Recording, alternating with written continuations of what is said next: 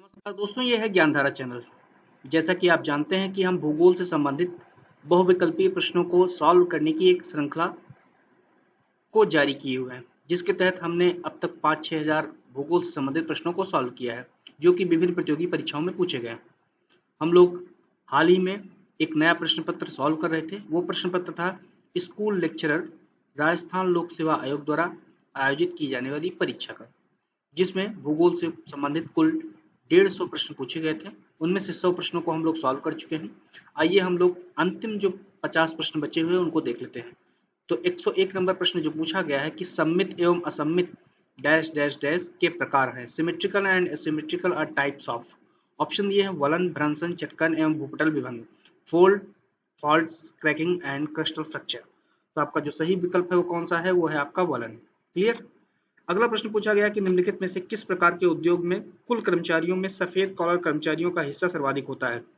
In which of the following types of industry white collar workers make up a large share of total workforce? Option दिए हैं pharmaceutical industry, food processing industry, iron and steel industry and cotton textile industry.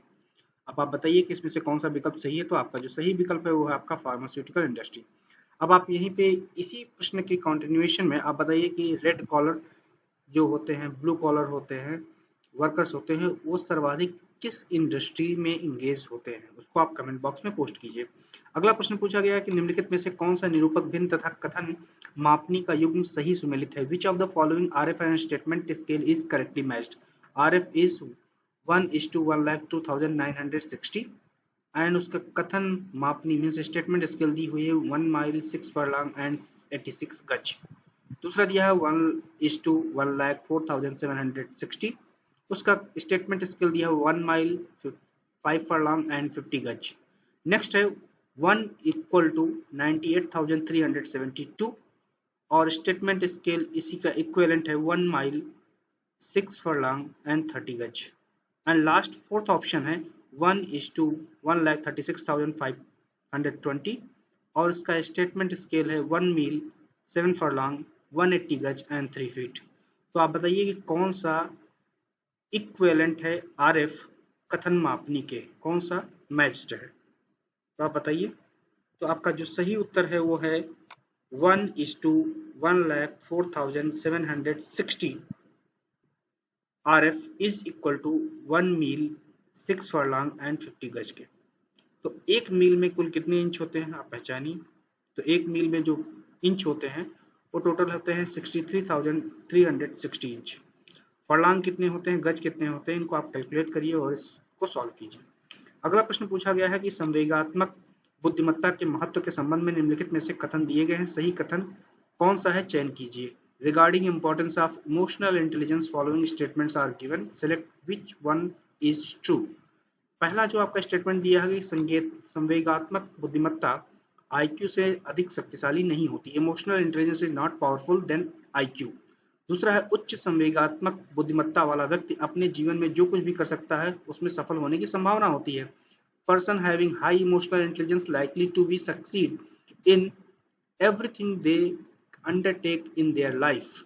And third option आपका दिया हुआ है कि हम अपनी संवेगात्मक बुद्धि को जानने वाले के बाद उत्पादक एवं खुश नहीं हो सकते हैं। We may not be productive and happy after knowing our emotional intelligence। और अंतिम विकल्प है कि संवेगात्मक बुद्धि मापन से शिक्षाविदों में सफलता की भविष्यवाणी नहीं की जा सकती है। Success is in academics cannot be predicted by emotional intelligence measurements। तो आपका सही विकल्प कौन सा हो सकता है आप बताइए। तो आपका जो सही विकल्प है वो है आपका 2 नंबर कि जो संवेगात्मक बुद्धिमत्ता है उसके संबंध में जो कथन सही है वो है कि उच्च संवेगात्मक बुद्धिमत्ता वाला व्यक्ति अपने जीवन में जो कुछ भी कर सकता है उसमें सफल होने की संभावना होती है। अगला प्रश्न आपसे पूछा गया है कि निम्नलिखित में से कौन सा सूचना प्रक्रिया वर्ग का उदाहरण है? विच of the following is an example of information processing family? पहला विकल्प है भूमिका निर्वाह प्रतिमान, रोल प्लेइंग मॉडल, संप्रत्ययन उपलब्धि प्रतिमान, कॉन्सेप्ट अटेनमेंट मॉडल, प्रत्यय प्रणाली प्रतिमान, कॉन्सेप्चुअल सिस्टम मॉडल, सामाजिक सिमुलेशन प्रतिमान, सोशल सिमुलेशन मॉडल। तो आप इनमें से कौन सा विकल्प सही है? तो आपका सही विकल्प है सम प्रत्यय उपलब्धि प्रतिमान मीन्स कॉन्सेप्ट अटेनमेंट मॉडल। अगला प्रश्न पूछा गया है कि समीपस्थ विकास क्षेत्र ZPD की अवधारणा किसके द्वारा दी गई? The concept of zone of proximal development was given by whom? Option दिए हुए पियाजे, बंडूरा, वाइगोत्स्की, स्किनर। तो आपका जो सही विकल्प है वो है आपका वाइगोत्स्की। अगला प्रश्न पूछा गया है कि वर्ष 2011 की जनगणना के अंतिम आंकड़ों से राजस्थान की साक्षरता के संबंध में निम्नलिखित तथ्यों का अध्ययन कीजिए तथा सही कूट का चयन कीजिए। Study the facts related to literacy in Rajasthan from the final figures of 2011 census and select the correct answer using codes। तो पहला स्टेटमेंट दिया हुआ है राज्य की साक्षरता दर गत 10 वर्षों में 5.69% की वृद्धि हुई है। The literacy rate of the state has increased by 5.69% in the last 10 years। दूसरा है पुरुषों में यह वृद्धि 8.25 तथा महिलाओं में 3.50% है। The increase for men are 8.25 and 3.5% for women। Option तीसरा है कि जालौर जिले में न्यूनतम जबकि झुंझुनू जिले में अधिकतम साक्षरता अंकित की गई है। Jalore district had the lowest while Jhunjhunu district had the highest literacy rate. और अंतिम स्टेटमेंट है राज्य की कुल साक्षरता 66.1% अंकित की गई है। Total literacy rate of the state was recorded at 66.1%।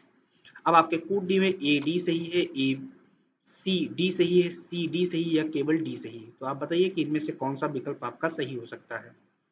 तो आपका जो सही विकल्प है वो है केवल ए और डी मीन्स आपका राज्य की साक्षरता दर में गत 10 वर्षों में 5.69% की वृद्धि हुई है और दूसरा राज्य की कुल साक्षरता 66.1% अंकित की गई है। तो आपका जो सही विकल्प हो जाएगा ए और डी मीन्स पहला विकल्प। अगला प्रश्न पूछा गया है कि जल प्रदूषण निवारण एवं नियंत्रण अधिनियम लागू हुआ था। The water prevention and control of pollution act was enacted इन।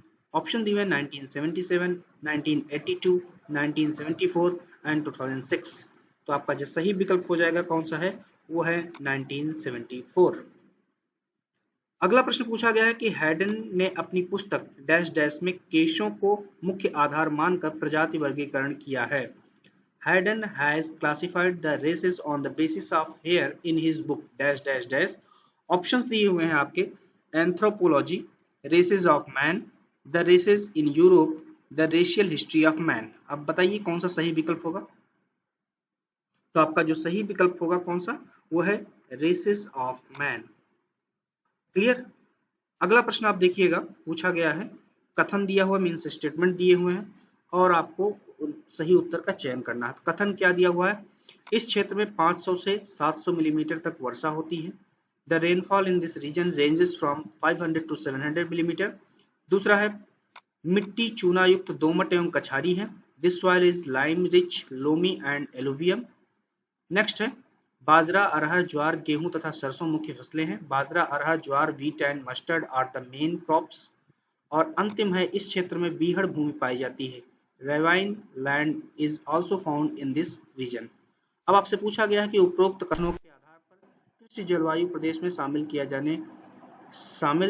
जिला समूह का चयन कीजिए। On the basis of above statements select the district group included in the agro climatic reason. Option दिए हुए हैं अजमेर जयपुर दौसा टोंक, अलवर भरतपुर करौली सवाई माधोपुर, कोटा बूंदी झालावाड़ बारा, डूंगरपुर प्रतापगढ़ चित्तौड़गढ़ बांसवाड़ा। तो आपका जो सही विकल्प है वो कौन सा हो जाएगा वो है आपका अलवर भरतपुर करौली एवं सवाई माधोपुर।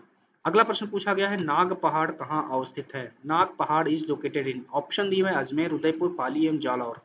तो आपका जो सही विकल्प है वो है आपका अजमेर में। अगला प्रश्न पूछा गया कि निम्नलिखित में से कौन सा क्रम समुद्री जल में पाए जाने वाले लवणों के घटते क्रम में प्रतिशत को सही ढंग से दर्शाता है। Which one of the following sequences correctly represents the percentage of salts found in sea water in decreasing order? Option दिए हैं sodium chloride, magnesium sulphate, calcium sulphate. दूसरा है sodium chloride, magnesium sulphate, calcium sulphate and magnesium chloride. अगला है sodium chloride, magnesium sulphate, magnesium chloride and magnesium sulphate. अगला है magnesium chloride, sodium chloride, magnesium sulphate and calcium sulphate. तो आपका जो सही विकल्प है वो है आपका पहला number sodium chloride, magnesium sulphate एवं कैल्शियम सल्फेट। अगला प्रश्न पूछा गया है कि निम्नलिखित में से कौन सा सुमेलित नहीं है। Which one of the following is not matched correctly. एक तरफ टोपोग्राफी दी हुई मीन्स स्थलाकृति दी हुई और वो टोपोग्राफी कहाँ पर स्थित है, अवस्थित है मीन्स उनकी लोकेशन दी है। तो आपसे पूछा गया कौन सा सुमेलित नहीं है। तो टेलीग्राफिक पठार उत्तरी अटलांटिक महासागर, क्या यह सही है? आप बताइए कौन सा सही है। तो जी हाँ, ये सही है। अगला है टेलीग्राफिक पठार कहाँ, उत्तरी अटलांटिक महासागर में। अगला है वाल्विस कटक दक्षिणी पूर्वी अटलांटिक महासागर में है, ये भी आपका सही है। डॉल्फिन उभार दक्षिणी अटलांटिक महासागर, क्या ये सही है?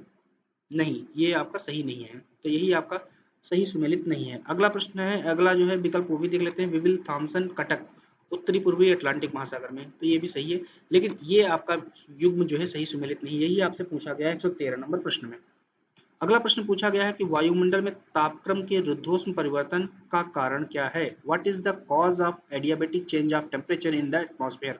ऑप्शन दिए हैं संवहन एवं अभिवहन, कन्वेक्शन एंड एडवेक्शन, संघनन की गुप्त ऊष्मा, लेटेंट हीट ऑफ कंडेंसेशन, वायु का प्रसार एवं संपीड़न, expansion and compression of air, वायुमंडल द्वारा सौर विकिरण का आंशिक अवशोषण, partial absorption of solar radiation by the atmosphere. तो आपका जो सही विकल्प है वो कौन सा हो जाएगा, आप बताइए। तो आपका सही विकल्प है वो है वायु का प्रसार एवं संपीड़न, means expansion and compression of air. अगला प्रश्न पूछा गया कि हृदय स्थल स्लैश रिमलैंड सिद्धांत समझाता है। Heartland slash rimland theory explains. Option दिए हैं अंतर प्रांत संबंध, इंटर प्रोविंस रिलेशनशिप, प्रांत है। अगला है केंद्र राज्य संबंध, सेंटर स्टेट रिलेशनशिप। अगला है स्थल एवं समुद्र शक्ति के बीच संघर्ष, struggle between land and sea power. अगला है राज्यों का वर्गीकरण, क्लासिफिकेशन ऑफ स्टेट्स। अब आपका सही विकल्प कौन सा हो जाएगा, आपका सही विकल्प है स्थल एवं समुद्र शक्ति के बीच संघर्ष। अगला प्रश्न पूछा गया है कि आर्द्रता मापन की निम्न में से कौन सी विधि दबाव तथा तापमान के बदलाव से प्रभावित नहीं होती है। Which is the following measures of humidity is not affected by the change in pressure and temperature। Option दिए सापेक्ष आर्द्रता, रिलेटिव ह्यूमिडिटी, वाष्प दबाव, वेपर प्रेशर, विशिष्ट आर्द्रता, स्पेसिफिक ह्यूमिडिटी, निरपेक्ष आर्द्रता, एब्सोल्यूट ह्यूमिडिटी। तो आपका जो सही विकल्प है वो आपका है विशिष्ट आर्द्रता। अगला प्रश्न पूछा गया कि जैसलमेर स्थित आकल कास्ट जीवाश्मों की आयु लगभग कितनी मानी गई है। What is the approximate age of the Akal wood fossils located in Jaisalmer. 12 crore वर्ष, 18 करोड़ वर्ष, 38 करोड़ वर्ष या 6 करोड़ वर्ष। तो आपका जो सही विकल्प है वो है आपका 18 करोड़ वर्ष। अगला प्रश्न पूछा गया है कि निम्नलिखित में से कौन सा सुमेलित नहीं है। विच of the following is not correctly matched. एक तरफ पर्वत शिखर दिए हुए मीन्स माउंटेन पीक्स दी हुई हैं और किस डिस्ट्रिक्ट में स्थित है वो दिया हुआ है। आपसे पूछा गया कौन सा सुमेलित नहीं, जैसे बिलाली पर्वत अलवर में है, क्या है ये, तो आप बताइए। जी हाँ, ये है। बारवाड़ा पर्वत अजमेर में है, ये नहीं है। और डोरा पर्वत जालौर में है, नागपानी उदयपुर में है। बस केवल बारावाड़ा पर्वत अजमेर में नहीं है। अब आप इसको बताइए कि कहाँ पर स्थित है। अगला प्रश्न पूछा गया मैंग्रोव प्रमुख रूप से कहाँ पाए जाते हैं। Mangroves are mainly found in, option दिया अरावली श्रृंखला, गिर जंगल, लक्षद्वीप, कृष्णा डेल्टा। तो आपका जो सही विकल्प है वो है आपका कृष्णा डेल्टा। अगला प्रश्न पूछा गया है कि निम्नलिखित में से गलत जोड़ों स्थानांतरित कृषि का नाम एवं संबंधित देश की पहचान कीजिए। Identify the wrong pair, shifting cultivation and related country from the following. Option दिए हुए jhuming Bharat, Tamrai Venezuela, Milpa Mexico and Ladang Indonesia. तो कौन सा सही सुमेलित नहीं है, अब आप बताइए। तो इसमें से तमराई वेनेजुएला में नहीं होती है, ये गलत आपका जोड़ा है। जबकि झूमिंग भारत में होती है, मिल्पा मैक्सिको में होती है, लडांग इंडोनेशिया में होती है। अगला प्रश्न पूछा गया है कि निम्नलिखित में से खराब मानसिक स्वास्थ्य का लक्षण है। Which one of the following is a symptom of poor mental health. Option दी में आशावादी, ऑप्टिमिस्ट, सामाजिक रूप से समायोज्य, सोशली एडजस्टेबल, सहनशीलता, टॉलरेंस, आशंकित, एप्रीहेंसिव। तो आपका जो सही विकल्प है वो कौन सा है, आपका सही है वो आशंकित। क्लियर। अगला प्रश्न पूछा गया है कि अल्फ्रेड वेबर के अनुसार श्रम लागत सूचकांक का सूत्र क्या है। According to Alfred Weber what is the formula for the labour cost index. Option दिए हैं श्रम लागत सूचकांक बराबर उत्पादित वस्तु का कुल भार बटे मीन्स डिवाइडेड बाई श्रम लागत। Labour cost index is equal to total weight of the finished good divided by labour cost. अगला जो विकल्प है, श्रम लागत सूचकांक बराबर श्रम लागत एवं उत्पादित वस्तु का कुल भार। श्रम लागत सूचकांक बराबर उत्पादित वस्तु का भार डिवाइडेड बाई श्रम लागत इंटू 100। श्रम लागत सूचकांक बराबर श्रम लागत डिवाइडेड बाई उत्पादित वस्तु का कुल भार एवं 100। तो आप बताइए कि इसमें से कौन सा विकल्प आपका सही है। तो आपका जो सही विकल्प है वो है कि श्रम लागत सूचकांक इक्वल टू श्रम लागत डिवाइडेड बाई उत्पादित वस्तु का कुल भार, यही आपका सही विकल्प है। अगला प्रश्न पूछा गया है कि निम्नलिखित में से कौन से विद्वान मानव भूगोल में भूवादी विचारधारा से संबंधित हैं। Geocratic, okay, geocratic. So which of the following scholars are related to geocratic view point in human geography. Option दिए हुए हैं Humboldt, Ratzel, Ritter and Semple. अब आपसे पूछा गया है कि निम्नलिखित कोड का उपयोग करते हुए सही उत्तर का चयन कीजिए। Select the correct answer using the code given below. तो आपका ऑप्शंस हैं A B, B D, A B C D या ए बी डी। तो आपका सही विकल्प कौन सा हो जाएगा। तो आपका ए बी सी डी सभी जो है जियोसेंट्रिक विचारधारा से संबंधित है, A B C D. Okay, अगला प्रश्न हम लोग देख लेते हैं क्या पूछा गया है। अगला प्रश्न पूछा गया है कि एक आदर्श पहाड़ ढाल पर ढाल के तत्वों का ऊपर से नीचे सही क्रम क्या होगा। What is the correct sequence of elements of slope on an ideal hill slope from top to bottom. उत्तलता, मुक्त पृष्ठता, सरल रेखात्मकता या अवतलता, means convexity, free face, rectilinearity and concavity. अगला है अवतलता, मुक्त पृष्ठता, सरल रेखात्मकता या उत्तलता, convexity, concavity, free face, rectilinearity and convexity. अगला है उत्तलता, मुक्त पृष्ठता, अवतलता, सरल रेखात्मकता, convexity, free face, concavity and rectilinearity. और अंतिम विकल्प दिया हुआ है अवतलता, मुक्त पृष्ठता, उत्तलता, सरल रेखात्मकता, concavity, free face, convexity and rectilinearity. तो आपका बताइए कौन सा सही विकल्प होगा। तो आपका सही विकल्प यही है कि उत्तलता मीन्स कॉन्वेक्स पहले स्लोप होता है, फिर फ्री फेस होता है, फिर उसके बाद रेक्टिलिनियरिटी मीन्स सरल रेखात्मक होता है, उसके बाद अवतल ढाल होता है। अगला प्रश्न पूछा गया 125 नंबर प्रश्न कि अल्फ्रेड वेबर के अनुसार पदार्थ सूचकांक का सूत्र क्या है। According to Alfred Weber what is the formula of material index. पदार्थ सूचकांक बराबर उत्पादित माल का भार डिवाइडेड बाई कच्चे माल का भार। Material index is equal to weight of finished good divided by the weight of raw material. दूसरा है पदार्थ सूचकांक बराबर कच्चे माल का भार डिवाइडेड बाई द उत्पादित भाल का माल। Material index equal to weight of raw material divided by weight of finished material. अगला है पदार्थ सूचकांक बराबर कच्चे माल का भार इक्वल डिवाइडेड बाई द उत्पादित माल का भार into 100। Material index is equal to weight of raw material divided by weight of finished material into 100। और अंतिम है आपका पदार्थ सूचकांक कच्चे माल का भार प्लस उत्पादित माल का भार डिवाइडेड बाई 100। तो आप बताइए कि इनमें से आपका कौन सा सही विकल्प है। तो आपका सही विकल्प है ये पदार्थ सूचकांक बराबर होता है कच्चे माल का भार डिवाइडेड बाई उत्पादित माल का भार। Simply material index MI equal to the weight of raw material divided by the weight of finished good. अगला प्रश्न पूछा गया है दुर्बलता मंडल पृथ्वी के किस आंतरिक परत का एक हिस्सा है।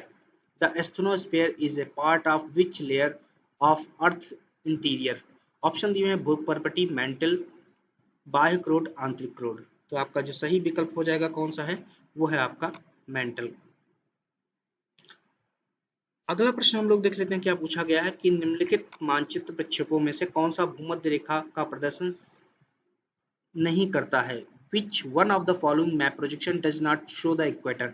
त्रिविम ध्रुवीय खमध्य प्रक्षेप, स्टीरियोग्राफिक पोलर जेनिथल प्रोजेक्शन, लंबकोणीय ध्रुवीय खमध्य प्रक्षेप, ऑर्थोग्राफिक पोलर जेनिथल प्रोजेक्शन, केंद्रक ध्रुवीय खमध्य प्रक्षेप, mnemonic polar zenithal projection, Lambert सम क्षेत्र खमध्य प्रक्षेप, लैम्बर्ट इक्वल एरिया जेनिथल प्रोजेक्शन। तो आपका जो सही उत्तर है वो कौन सा है, वो है आपका केंद्रीय ध्रुवीय खमध्य प्रक्षेप, नोमोनिक पोलर जेनिथल प्रोजेक्शन, जिसपे आप भूमध्य रेखा का प्रदर्शन नहीं कर सकते हैं। अगला प्रश्न पूछा गया है कि सन 2000 की जनसंख्या नीति में किस वर्ष तक भारत की जनसंख्या में स्थायित्व लाने का लक्ष्य रखा गया है। In the population policy 2000, by which year the aim has been set to bring stability in the population of India? Option भी है 2040, 2045, 2050, 2061। तो आपका जो सही विकल्प हो जाएगा वो कौन सा है? वो आपका 2045। अगला प्रश्न पूछा गया कि पी सेन गुप्ता तथा जी सदायुस ने के 1968 के भारत के आर्थिक प्रादेशिकरण के अनुसार कश्मीर घाटी तथा हिमाचल प्रदेश के पहाड़ी क्षेत्र किसके भाग हैं? एज पर P Sen Gupta and G Sadescu Economic Regionalization of India 1968 Kashmir Valley and Hills of Himachal Pradesh are part of option दिए हैं उत्तरी पश्चिमी बृहद प्रदेश नॉर्थ वेस्टर्न मैक्रो रीजन उत्तरी बृहद प्रदेश नदर्न मैक्रो रीजन उत्तर मध्य बृहद प्रदेश नॉर्थ सेंट्रल मैक्रो रीजन और केंद्रीय बृहद प्रदेश सेंट्रल मैक्रो रीजन। तो आपका जो सही उत्तर है वो कौन सा है? तो आपका सही उत्तर है आपका उत्तरी पश्चिमी बृहद प्रदेश। अगला प्रश्न पूछा गया सूची 1 को सूची 2 से मिलान कीजिए तथा नीचे दिए गए कोड की सहायता से सही उत्तर का चयन कीजिए। Match list 1 with list 2 and select the correct answer using code given below. एक तरफ ज्वालामुखी शंकु दिए हुए मींस वोल्केनिक कोन्स दिए हुए तथा उदाहरण दिए हुए हैं, उनके इलस्ट्रेशंस दिए हुए हैं। तो आप बताइए सिंडर, कंपोजिट, बेसिक लावा या एसिडिक लावा मींस क्षारीय लावा या अम्लीय लावा, इनके उदाहरण क्या क्या हो सकते हैं? अब आपको नीचे कोड दिए हुए हैं, तो पहले हम देख लेते हैं सिंडर का उदाहरण कौन सा हो सकता है। क्या इजाल्को है, माउंट लोआ है, फ्यूजियामा है या स्ट्रोम्बोली है? तो आप बताइए कि कौन सा आपका सही हो सकता है। तो सिंडर का जो सही उदाहरण है वो है माउंट इजाल्को। क्लियर। उसके बाद मिस्र का जो कंपोजिट है उसका जो उदाहरण है वो माउंट फ्यूजियामा है। इसके बाद क्षारीय लावा मींस बेसिक लावा का जो उदाहरण है वो है मौना लोआ और अम्लीय लावा का जो उदाहरण है वो है आपका कौन सा? स्ट्रोम्बोली। तो आपका सही उत्तर हो जाएगा 2 नंबर 1342। अगला प्रश्न पूछा गया एनवायरमेंट ट्रेसेस एंड माइग्रेशन पुस्तक के लेखक हैं। The author of the book environment race and migration is Griffith Taylor, Huntington, Price या शैम्पल। तो आपका जो सही विकल्प है वो है आपका ग्रिफिथ टेलर। अगला प्रश्न पूछा गया सूची 1 जिसमें समय अवधि दी हुई है तथा सूची 2 उसके उपागम दिए हुए हैं से सुमेलित कीजिए तथा नीचे दिए गए कोड की सहायता से सही उत्तर का चयन कीजिए। Match list 1 period with list 2 approaches and identify the correct answer from the given code. Option दिए सूची 1 समय अवधि तथा दूसरे में उपागम दिए हुए मींस पीरियड्स एंड अप्रोचेस। अंतर युद्ध के बीच 1930 का दशक किससे संबंधित था? अब आपके विकल्प दिए हुए हैं, आप पहचानिए। क्या वो स्थानिक संगठन से संबंधित था, भूगोल में उत्तराधिकारवाद से संबंधित था या क्षेत्रीय विभेदन से संबंधित था या मानवतावादी आमूलवादी व्यवहारवादी विचारधाराओं का उदय से संबंधित था? Means special organisation, post modernism in geography, areal differentiation, emergence of humanistic radical and behavioural schools किससे संबंधित था? अंतर युद्ध के बीच 1930 का दशक 1930s through the inner war inter war period. तो आप बताइए कौन सा आपका सही होगा, आप सोचिए। तो आपका जो पहला है वो आपका क्षेत्रीय विभेदनशीलता मींस एरियल डिफरेंशिएशन से संबंधित था। क्लियर। अगला है आपका 1950 के दशक के अंत तथा 1960 के दशक के अंत तक का जो समय था वो किससे संबंधित था? तो वो आपका संबंधित था किससे? आप देखिए 2 number,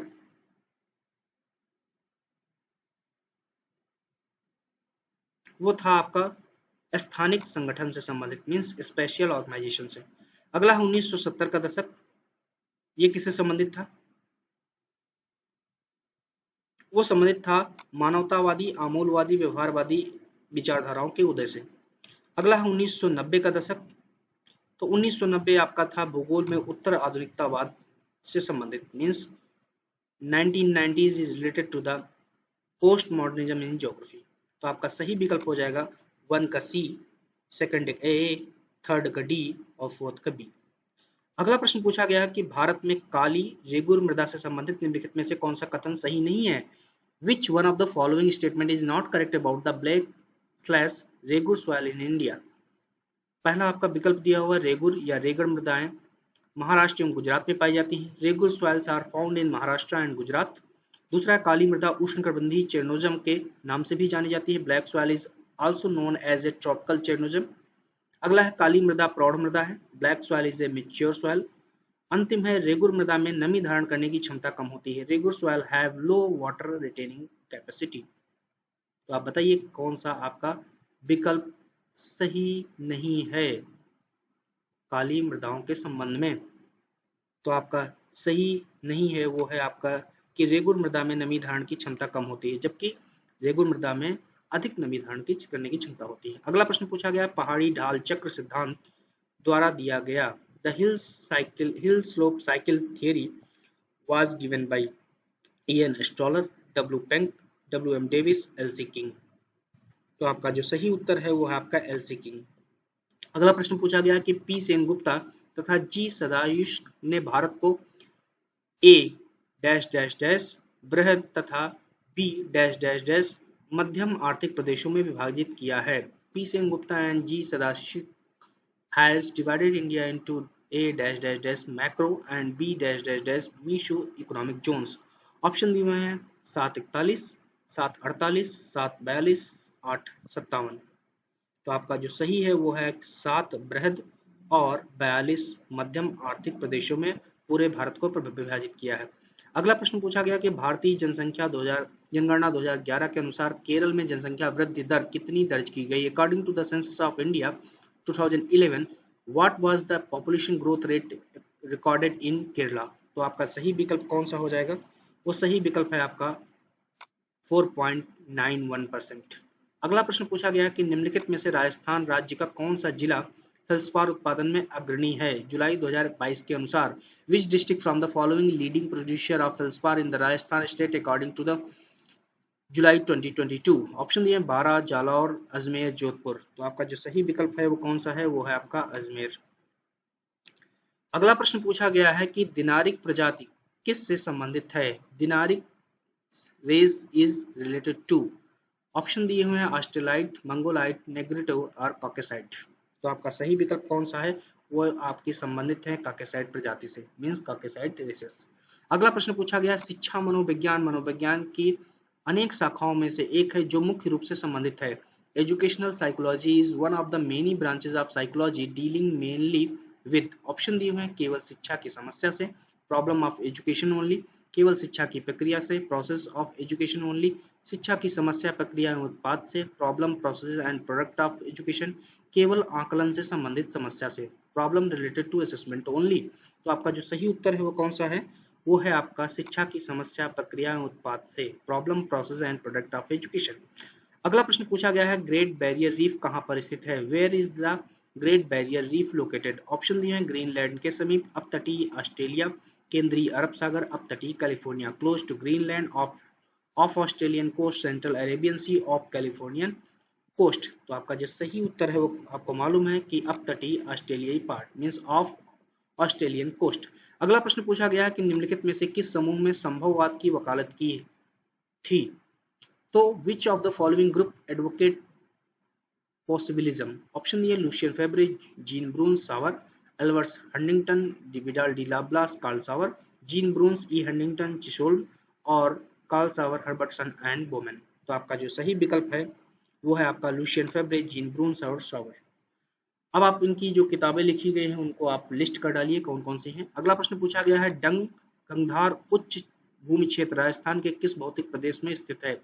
in which physical region of Rajasthan is that Dang Gangdhar highland are located. Option दिए बांगा प्रदेश, छप्पन का मैदान, दक्षिणी हाड़ौती क्षेत्र, बनास बेसिन क्षेत्र। तो आपका जो सही उत्तर हो जाएगा वो कौन सा है, वो है दक्षिणी हाड़ौती क्षेत्र, साउथ हाड़ौती रीजन। अगला प्रश्न आपसे पूछा गया है 143 नंबर प्रश्न कि निम्नलिखित में से कौन सा शिक्षा मनोविज्ञान का केंद्रीय क्षेत्र है। विच of the following is A focal area of educational psychology. Option दिए हैं अधिगम प्रक्रिया, समुदाय प्रबंधन एवं मापन, learning process, community management and measurement. तो आपका जो सही विकल्प है कौन सा है, वो है आपका अधिगम प्रक्रिया, लर्निंग प्रोसेस। अगला प्रश्न पूछा गया कि निम्नलिखित में से कौन सा युग्म सुमेलित नहीं है। Which one of the following pairs is not correctly matched. एक तरफ खनिज मीन्स मिनरल्स दिए हुए तथा दूसरी तरफ उससे संबंधित माइनिंग एरियाज खनन क्षेत्र दिए हुए हैं। सीसा जस्ता, मोचिया मगरा, मैग्नीज लीलावानी, सोना आनंदपुर भूकिया, लोहा कोल्हान मंधान। तो आपका कौन सा विकल्प है जो कि सुमेलित नहीं है? सही उत्तर है आपका लोहा कोल्हान और मंधान में नहीं मिलता है। अगला प्रश्न है कि निम्नलिखित में से कौन सा मॉडल अम्लैंड या नगरीय प्रभाव क्षेत्र से संबंधित है? Which of the following models are related with umland और जोन ऑफ अर्बन इन्फ्लुएंस?